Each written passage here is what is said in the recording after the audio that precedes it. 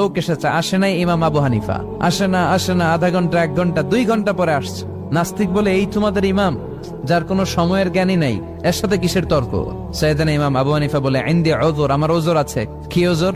সাইয়েদানা ইমাম আবু হানিফা বলেন, আমি ঘর থেকে বের হয়ে আসার পথে একটা নদী পার হয়ে আসতে হয়। আজকে এসে দেখি নদীর মধ্যে কোনো মানুষ টানুষ নাই, নৌকা নাই, মাঝি নাই, কিচ্ছু নাই। তো হঠাৎ দেখলাম পাশে বিশাল বড় একটা গাছ। এই গাছটা এমনি এমনি 2 ভাগ হয়ে গেল। হঠাৎ গাছ থেকে এমনি এমনি লম্বা তক্তা হয়ে গেল, এমনি এমনি তক্তাগুলো জোড়া লেগে নৌকা হয়ে গেল। আর নৌকা আমার সামনে আসলো, মাঝি ছাড়া, লগি বৈঠা ছাড়া। আমি নৌকায় যেয়ে বসলাম, নৌকাটা আমার নিয়ে টান দিয়ে সাঁ করে ওপারে নিয়ে গেল। তো এই যে এই কাজগুলো আর প্রসেসিং গুলো হতে আমার 2 ঘন্টা সময় লেগেছে।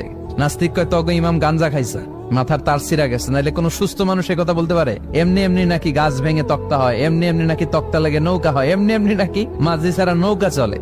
সাইয়েদানা ইমাম আবু হানিফা বললেন, এই তো আপনি লাইনে চলে আসছেন।